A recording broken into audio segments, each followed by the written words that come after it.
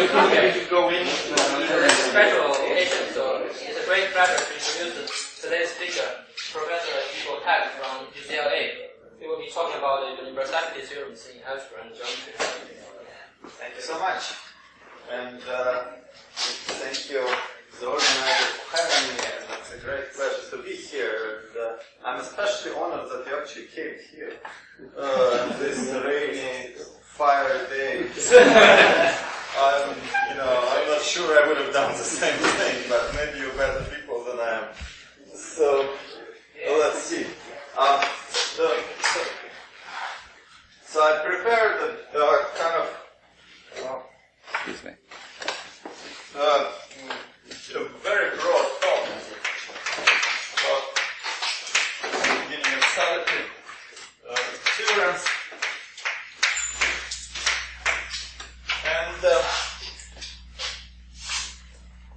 And essentially there is one point in the talk, and the point is in many problems, especially in algebra, but you also see in combinatorics and other fields, somehow geometry plays a very special role and sort of appears in an unexpected way. So you're lucky, but you have to look for it. It doesn't appear right away. Okay? Yes. Okay. So what I'm going to do is I'm going to start with a punchline. I'm going to tell you a problem where you're not going to see any geometry at all, and this is called Higman's conjecture. I'm not going to be able to solve it.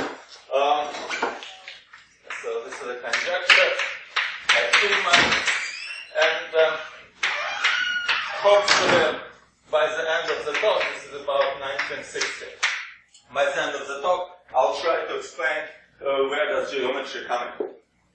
Okay? So try not to fall asleep, but even if you do fall asleep, at least try to remember this conjecture. It's important. So I'm going to denote by U and Q the group of upper triangular matrices over the finite field with Q elements, and I'm going to denote by Fn of Q the following function number of conjugacy classes of U and Q. Okay? So the conjecture says then Fn of Q is polynomial for every n. That's all there is. And it's extremely open. Is it clear? So let's see. Polynomial what? Q? Polynomial Q. There's only one parameter left. You fix n, it must be polynomial Q. And polynomial. A column. Yeah. So for example, Are there some examples? have a conjecture, you should have some examples. Yeah, sure. If you like. Examples. So I'm going to write them. I'm going to write t equals to q minus 1, and f1 of q is equal to 1. f2 of q is equal to 1 plus t. Yeah, it's an exercise. You know? You'll see. It gets more interesting. Yeah, okay. You don't like Q and T here? Is that the thing? Okay. Fine.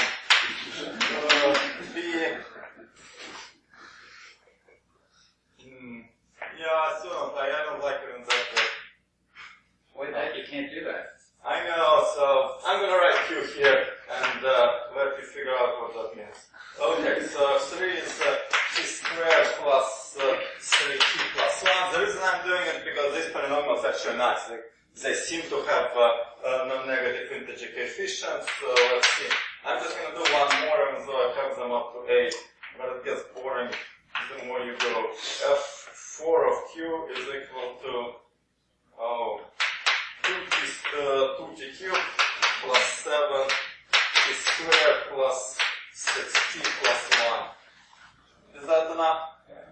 So is part of the conjecture the integrality of the coefficients of the polynomial? No. Well, okay.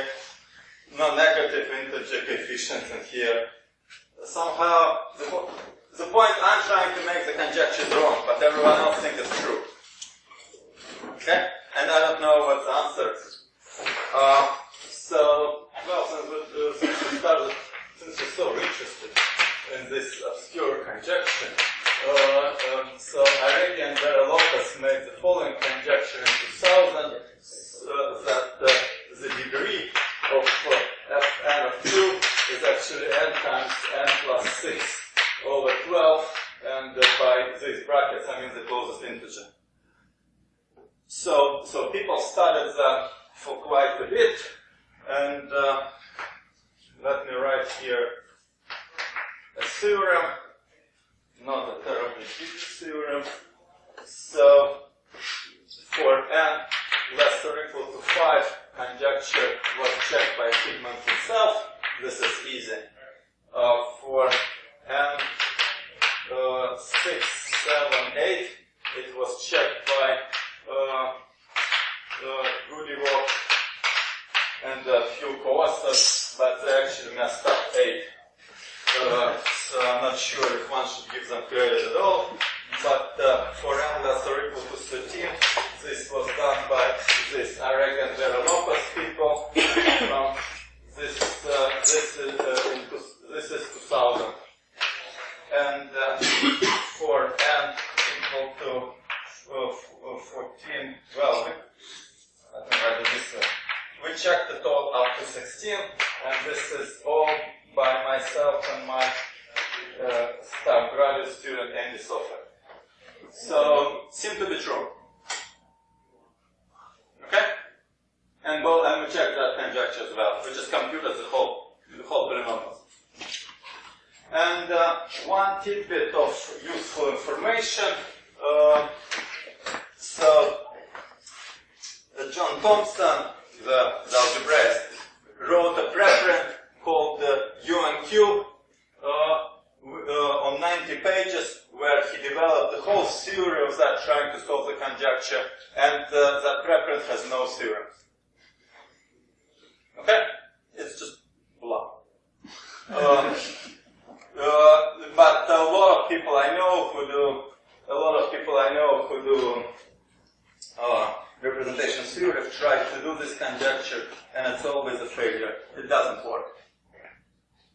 But they all believe the conjecture. Okay? So that's so now I want to switch and start talking about a little bit different stuff. Is the conjecture clear? Yeah? And I'm not going to prove or disprove it. It's still a conjecture. Yes, I can tell you that.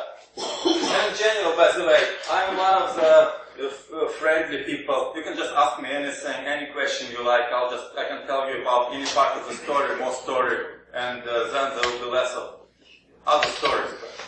I'll speak for 60 minutes and then shut up. Okay.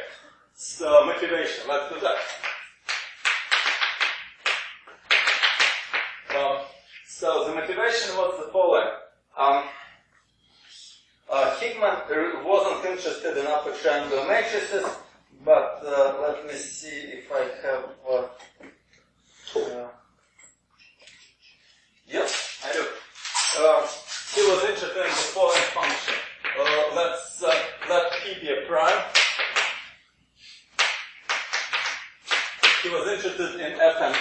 That's the number of groups up to isomorphism of order e to the n. So we're looking at P group. Okay? And that's an interesting number. So what he wanted to do is calculate what is it. And he made a table, F1N, well, F1P is, you know what it is? Yes. 1, F2P is for those of you who passed form 2 f 3p. This is Sparta. This is all going back to before Burnside. This is the late 19th century. So f4p. Here things start to get worse. It's 15 if p is greater than 3, and 14 if p is equal to 2. Okay? What about 3? Say it again? 3? No, yeah. Very careful of you. Okay. But things do get to be worse. Let's take f5p. That's equal to, oh Lord, 2p plus 61 plus GCD of p minus 1 and 3 plus GCD of p minus 1 and 4. Okay? And, there's more to the story. It sort of gets a little bit worse, but not terribly worse. So what Higman did is he created, I'm not going to write it, I'm just going to say, he created something he called port conjecture, which doesn't sound all that great to me, but that's what it is. Port means polynomial on residue classes. So let me explain. So he's thinking that this number f and p has to be a polynomial in p for every n. It's polynomial in p, but that polynomial may depend on p modulo m for some integer map. So there are various cases, just like Hampton here. There are various cases depending what is p modulo 12. See what I mean? And you wouldn't be surprised that this is still very open. Now the reason how this is connected to that is because p groups can be embedded in the group of upper triangle matrices, and he saw a lot of similarities. He looked at the growth of, he proved very important upper bounds on the growth of, both upper and lower bounds of the growth of this f and p function. And the way he did it for this f and p function is by using bounds on the growth of that function. So that's a kind of slightly long way of answering the question, what is the motivation? Are there examples of, families of finite groups of Lie type where the member of conjugacy cases isn't polynomial? The answer is mostly no, but you'll see more later. More questions? We're good with this? Okay, excellent. So now I want to tell you a little bit about universality theorems and how it all came about. So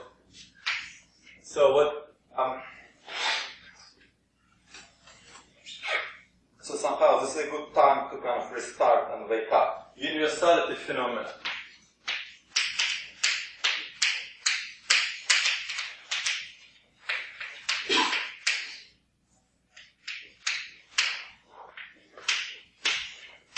And I'm going to start with a very, innocent-looking question, and let's see how that goes. So let P in, let's say P in Rd, that is a convex polytope.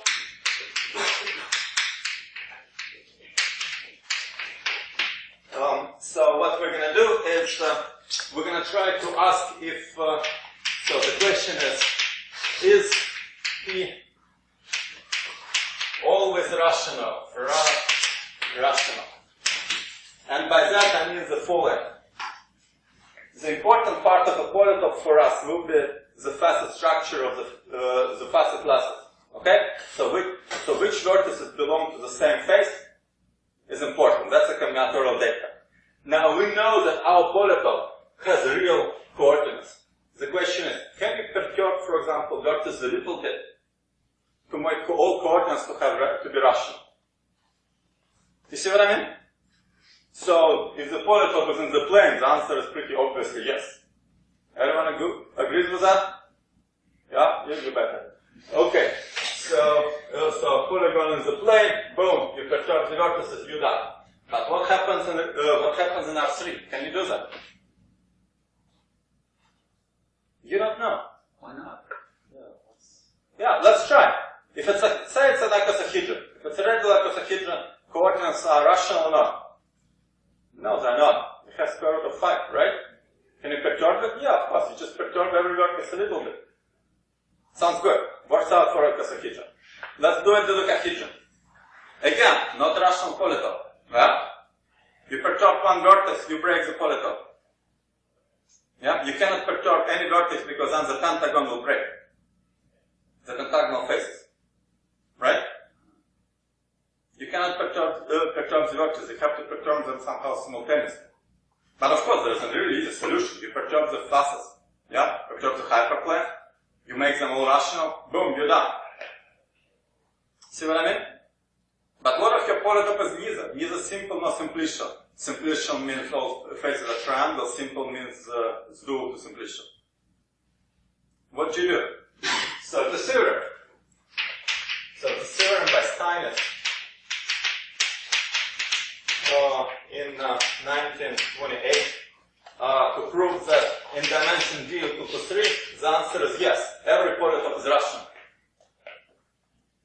So what he didn't aim to prove that. He proved the combinatorial theorem, which is stronger than what I'm saying.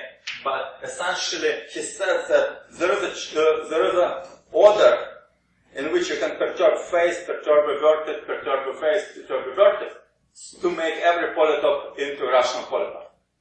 That's what he proved. See what I mean? And once he did it, there was a long-standing open problem. Does it work in R4? What do you think? Yes? No? Well, who said why not? Yeah. I take it back. Okay. Okay, you take it back. So it turns out the answer is no. First, there was an example by Mnev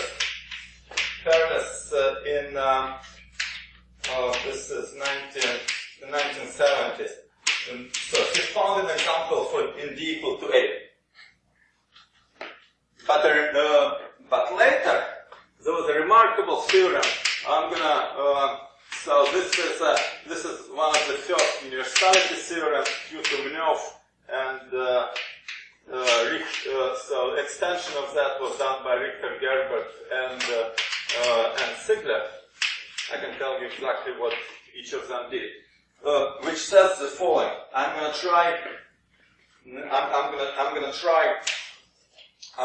to explain it. So denote by M of T realization space of a polytope. So we consider so you can put vertices in the space and you can take a convex call, right?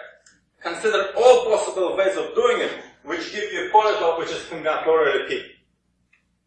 Yeah? That's a very basic idea in geometry. That's what you study, module space. Okay?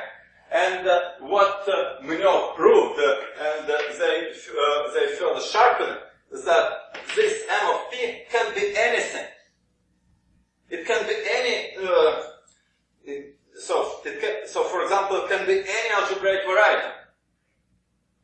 Okay, but in fact, it can be any semi-algebraic set up to stable equivalence.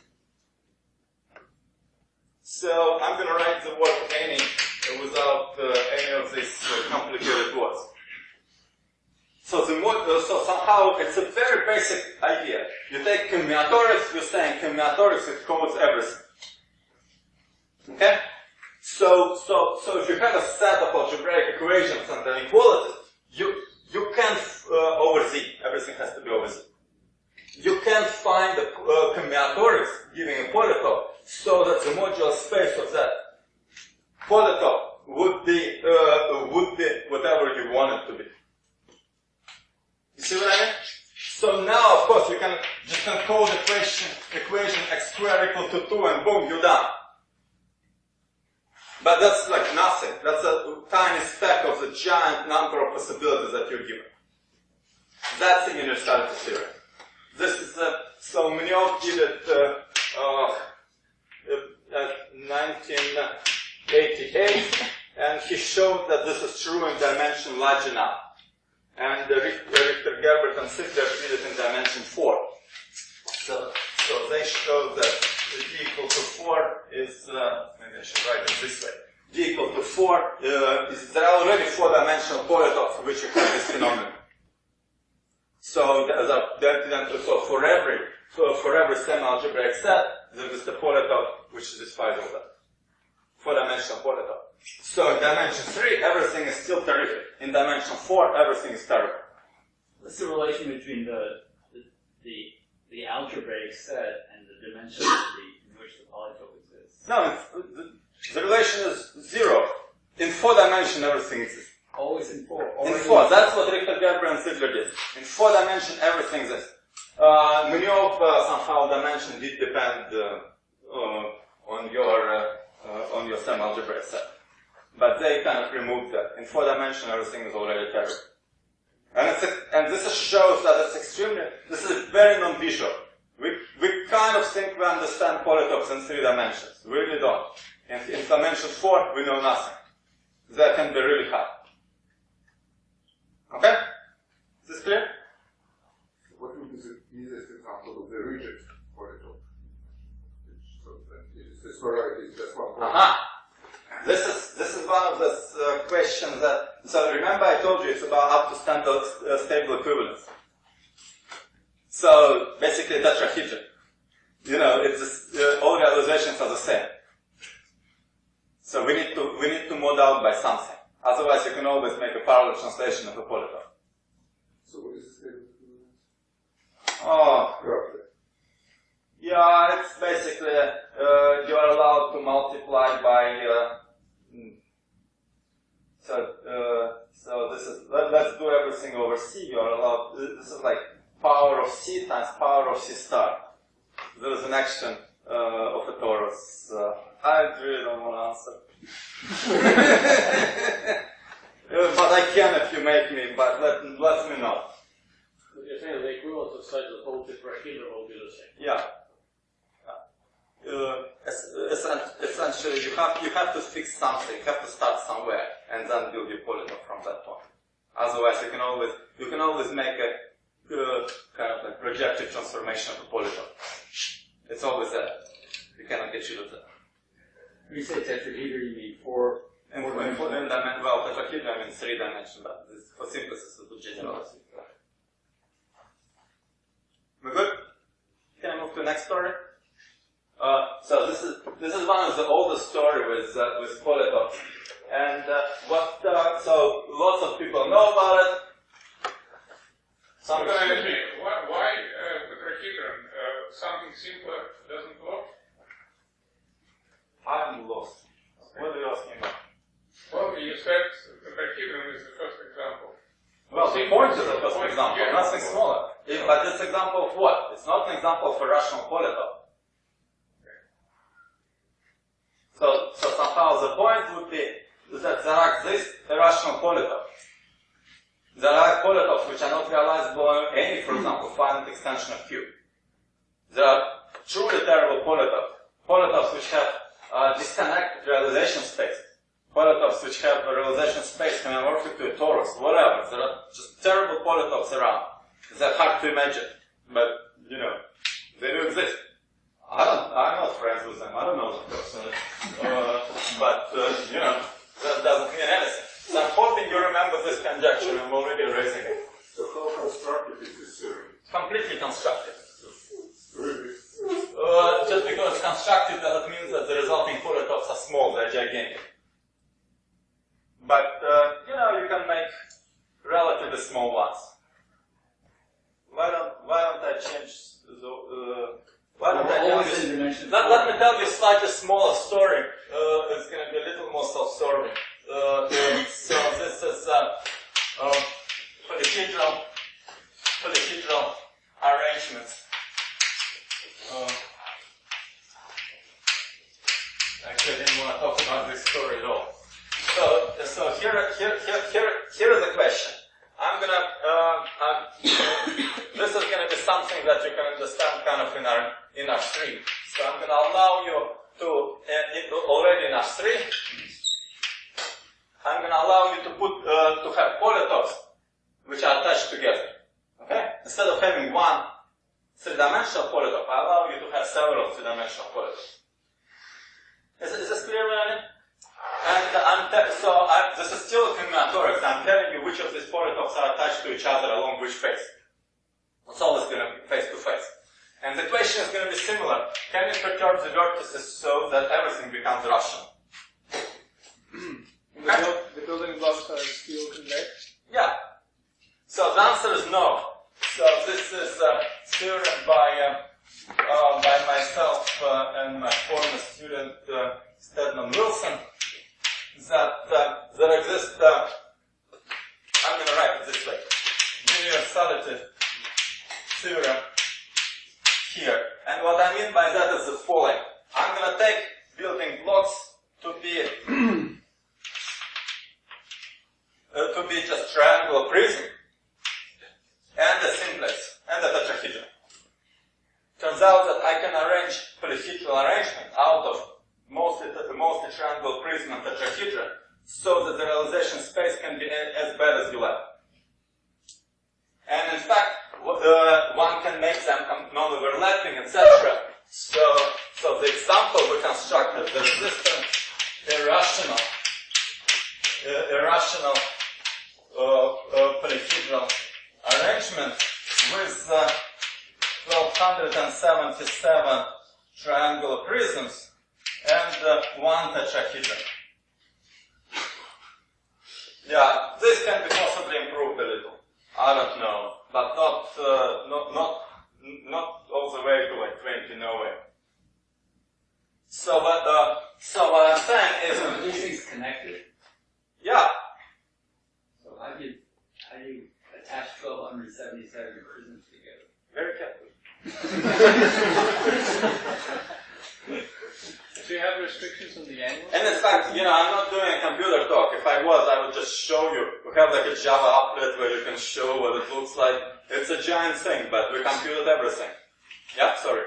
The question was, do you have constraints on the angles for the prisms? This is not about angles at all. It's combinatorics. Remember, all we know is which four tuples of point line on the same plane. This is that kind of constraint. And we can make it everything non-overlapping and convex. So essentially what we do is we encode an equation, something like 1 plus phi equal to 1 over phi. I'll let you figure out the solutions for that. But this is an equation we encode.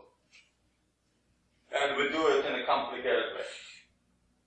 So there is somehow we have three prisms which form a pentagonal prism, and then there are lots of prisms going in every direction, long belts of prisms, which allow us to transmit the information somehow to encode this pretty nice, elegant equation, which doesn't have rational solutions. Okay, and we do it explicitly. But the main point is not that there exists a rational one. Okay, rational is fine. I'm saying that it actually can be much worse. It can be anything. It can be truly terrible. So by universality, our version of universality theorem doesn't have some algebraic set, but we do have we do encode any algebraic equations. Okay? Can I move to the next story? Everyone good with this? Let me give you a kind of a combinatorial story. So this is something that you can tell in principle in high school. This is not even or I don't know, primary school. So I'm going to call it. So in this universality theorem, there is no modular space involved? Yeah, there is. That's what universality theorem means. So we look at the module space, and I'm going to. So it depends on that. So we prove actually not one but two theorems. One about some algebraic set, and but one. So the overlapping condition is difficult. Right, but why this is an improvement then from here to this all? There you had So this is a lot of small polyhedra. Mnev is one giant polyhedra. It's not really an improvement. It's just kind of sideways.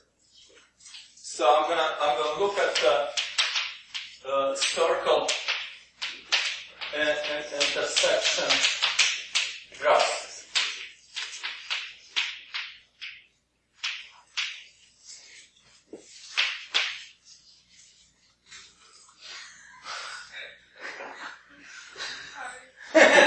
Okay, so the idea is the following. You have a whole bunch of points here. Oh, no, I'm making it too small. I'm going to make a circle of unit radius, which kind of look like that.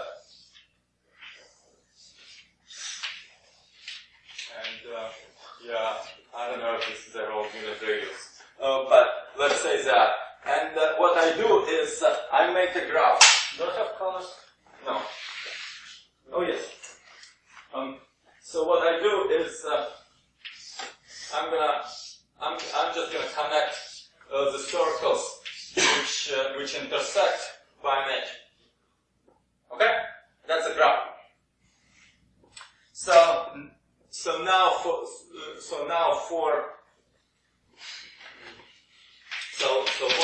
what do we have? We have endpoints in the plane, and we have a graph G of x1 up to xn. This is the circle intersection graph. And now let me ask you a very simple looking question. Given G, can given does there exist x1 up to xn such that G is this graph of these vertices x1 up to xn? Yeah? So this is kind of the inverse question. So this is x1 up to xn gives you this graph, and now given graph, can you figure that out? Yeah? So the previous questions were of different nature. Do you think that answer is yes or no? Or maybe, or what does it mean? Is it harder than finding Hamiltonian cycles and graphs? Or not? Yeah, so you don't know. Or maybe you're already scared of it. Is there any condition on G? Any old G? G is a graph. That's it. Binary simple graph. Where It's a planar graph. if no. In principle, I can have, if I push this a little together, there will be an edge here. Okay. It doesn't have to be. All points can be really next to each other. It would be a complete graph. This is just so you can see what's going on. And the answer is given by Universality theorem, which is sort of surprising. So basically, you need to set it up, and the way I'm going to set it up is the same way as over there. So I'm going to set it up this way. I'm going to just write M of G, and I'm going to think of that as a modular space. Consider all, for a graph G, consider all possible n tuples of points, which give you that graph G. Okay?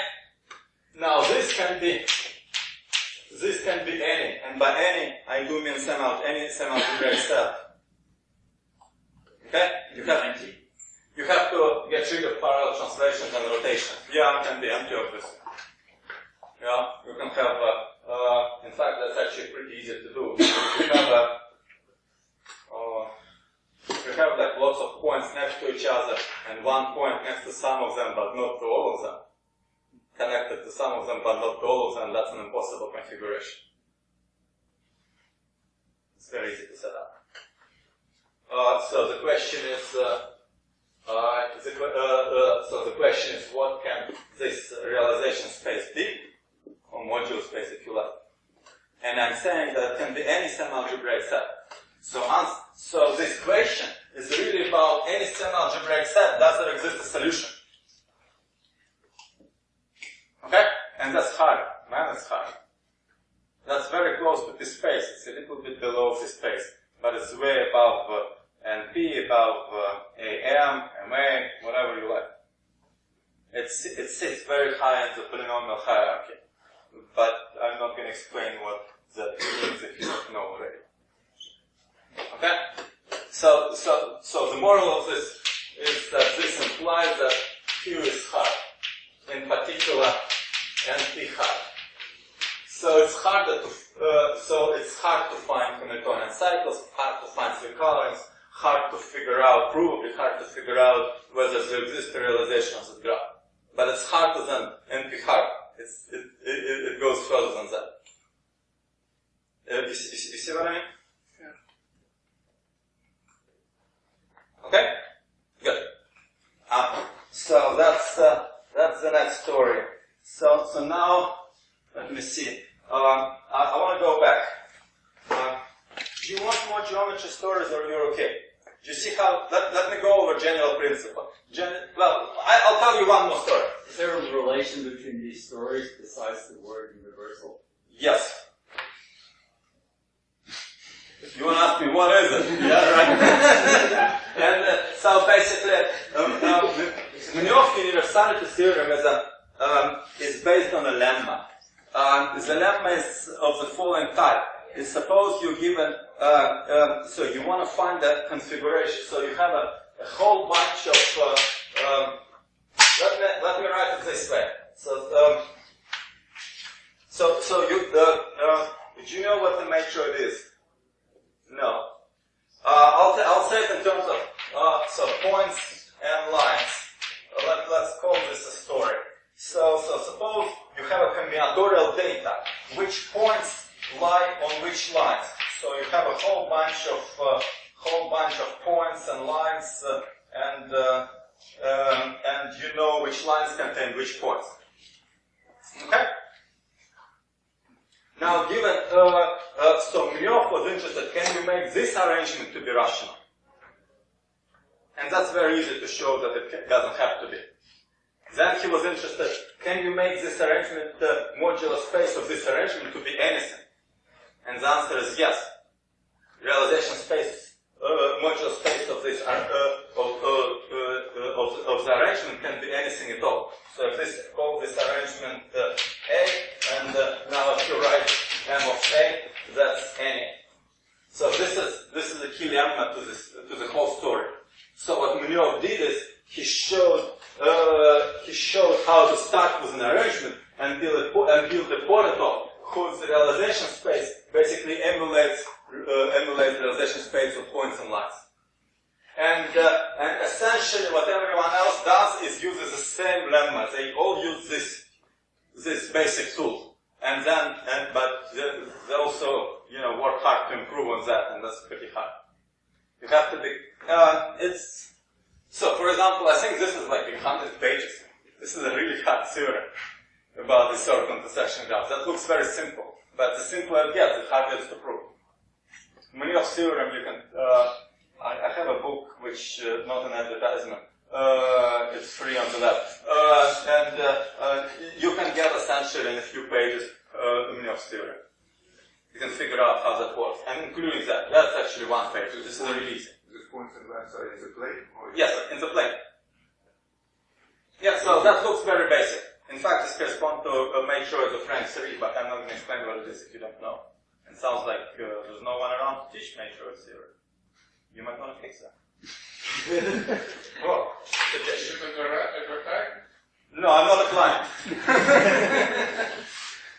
Let me see. Is that the answer to your question? Okay. So I want to go back to Brook theory, and I want to explain what is the connection.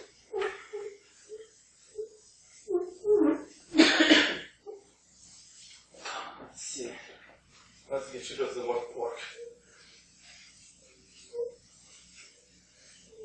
So I'm going to define Q, PQ, and I'm going to first draw a picture and then explain what I mean. So this is all zero. Everything is 1 on diagonal. Everything is 0 below diagonal.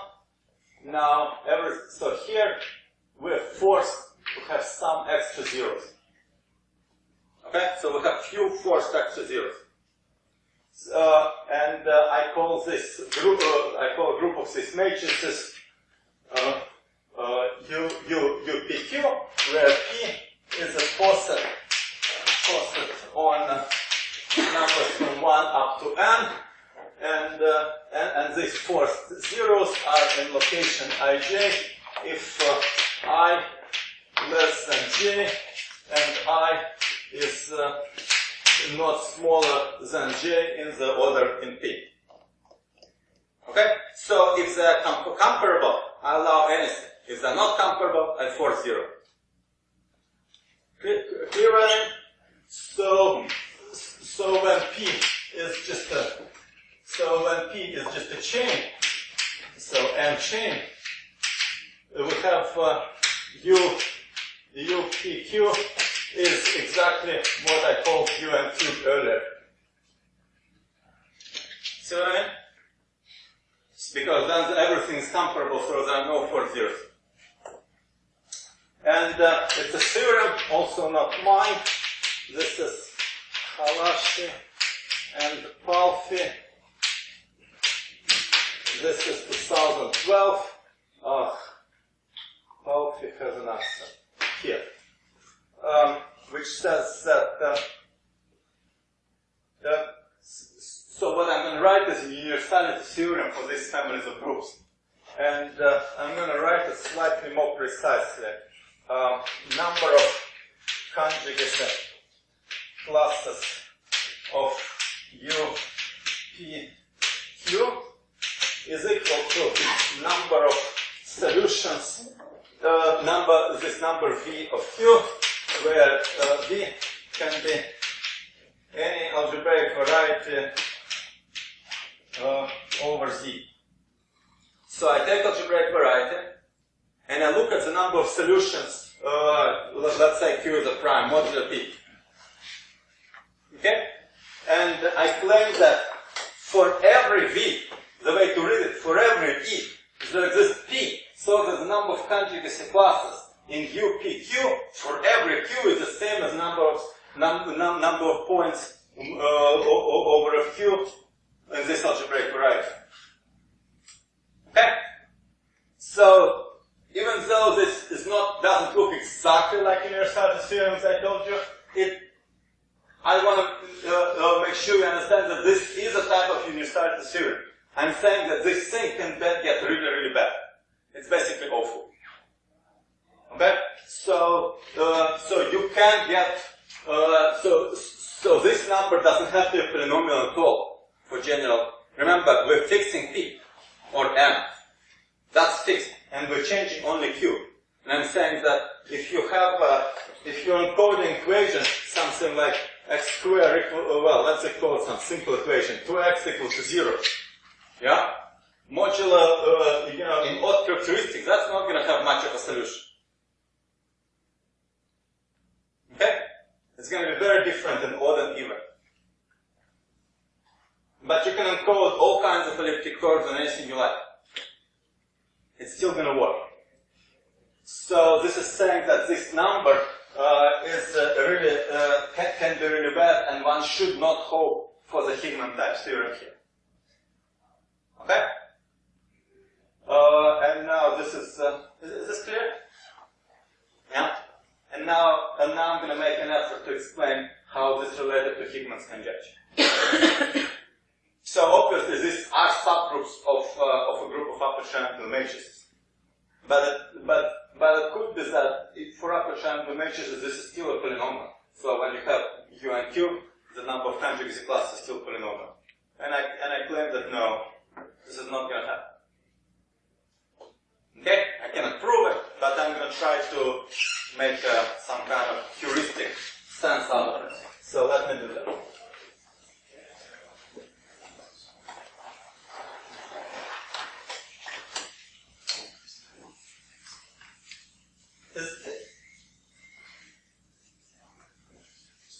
Is everyone okay so far? You understand what I mean here? So your theorem that P.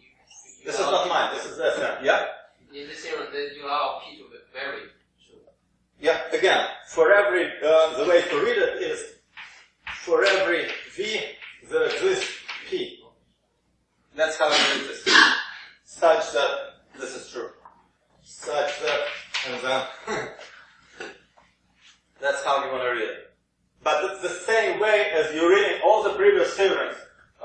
So I'm saying that for every, where is this? For every variety of semi-algebraic set, let me see. Here, for every semi-algebraic set, there exists a graph so that M of G is that semi-algebraic set. You read all this universality theorem the same way.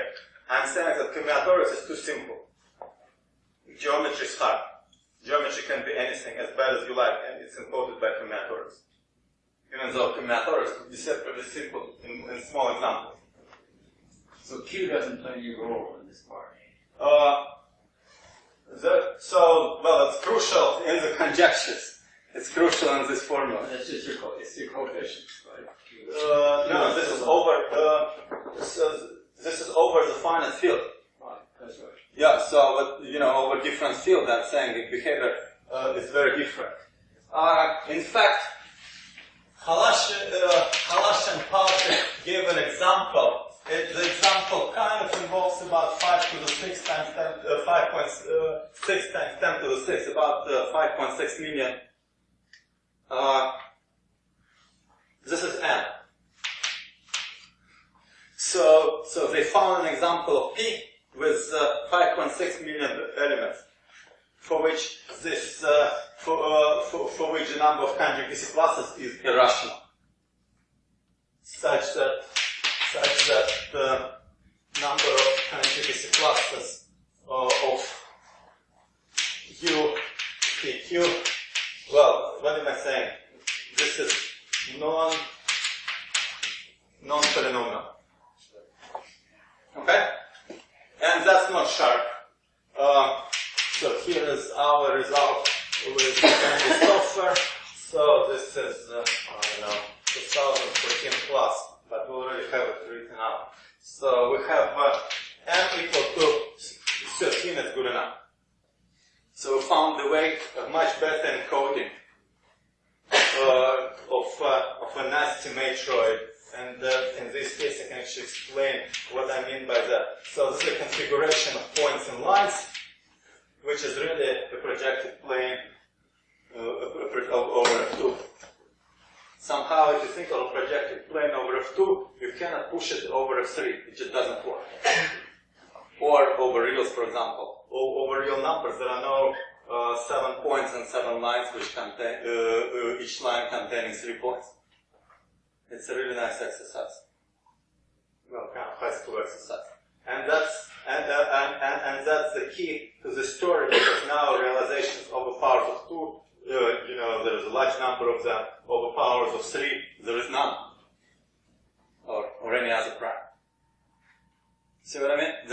So somehow we were able to encode this small matroid into a poset, so that the result, so to make a poset, so that the resulting group has a bad number of conjugacy classes. So our encoding is a little more careful than their encoding. It's just a matter of constants. So I don't have too much time, but I have a little time, and I want to tell you how is this, why is this really giving you negative evidence for the Higman's conjecture. This is all very new, and I think you might enjoy it. Let's see. Yeah.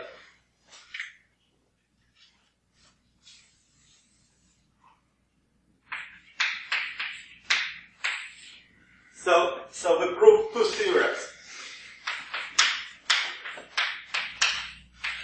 The first theorem is, I'm going to write it very generically. So let me denote this number of conjugacy classes by Fp of Q. Okay? What we really want to know. And what we prove is that Fp of Q is equal to giant summation over certain P prime, which are obtained out of P in a certain way, Q minus 1 to some power, let's call it alpha of P and P prime, times fp prime of q. So what we showed is that there exist recurrence like that. So where alphas are integer? Yeah. So these are integer. Well, actually, natural numbers. Yeah. And this is a large summation over lots of smaller posets. So p primes are smaller. Now I want you to understand that if we could prove it for every p, we would be done. Yeah, this would, now you can take any p, including the chain, go all the way down, and you get a polynomial. Polynomial q minus 1, just like remember this t? This is what I used to denote by t. That's why it's so messy. But this is true only for p with no poset, which looks kind of like a Mercedes sign, this kind of poset. So p should not contain that smaller poset. But we do have some other rules to compute it. Okay? So the poset breaks into two posets, it's a product, etc. So we have other rules. But that's a key result. Now, once you have that, this is what allowed us to check the conjecture up to 16. We took a chain, applied basically this recurrence over and over and over again. There are lots of posets of size smaller than 16, but we managed to finish this. So for 15, this takes about 2 hours. For 16, it takes about 65 hours. But in CPU time, in 65 hours, we proved the Higman's conjecture for n equal to 16. If we wanted to spend months, we probably can do 17 and maybe 18. But I think the conjecture is still going to be true there. See what I mean?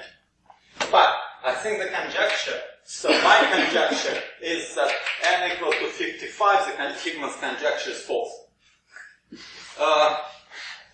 Let me explain. So this is another. So let's call this theorem 1, theorem 2, theorem 3. For every p, there exists f such that fp of q appears in the summation of f kind of q. So here's what I'm saying. I'm going to apply this recurrence over and over again. Okay? And eventually I'm going to say that for every if you take chain long enough, every poset is going to appear. So the way to do this quantifies for every poset there exists an n, for every poset there exists an n, so that this poset will appear in the summation. And remember, I told you this is what Halashikov's theorem is, that fp of q can be terrible. But that appears in this summation. It doesn't mean immediately that fn of q is terrible. But it could be that there are other summands which, and somehow they magically add up to compensate non-polynomiality. Yeah? But there is a universality theorem here. This would be extremely strange. That's what I'm saying. And now, where does this 59 come from? The proof of everything is effective. We take n equal to 13 given by this theorem. We take that particular poset, and that poset is, if I had a computer again, I can just draw it. It has 4, 5, 4 elements. It's just a poset of rank 3. And we calculated for which smallest n it does appear in the summation. And it does at 59. Okay? So we believe, sort of passionately believe, that if we had a computer big enough and strong enough, if we could calculate f using our algorithm, if we could calculate f59 of q, this would not be polynomial. But we're never going to have that big computer. We're talking about real giant computations that needs to be done. So we can't disprove the Higman's conjecture yet. But that's what we have. That's it.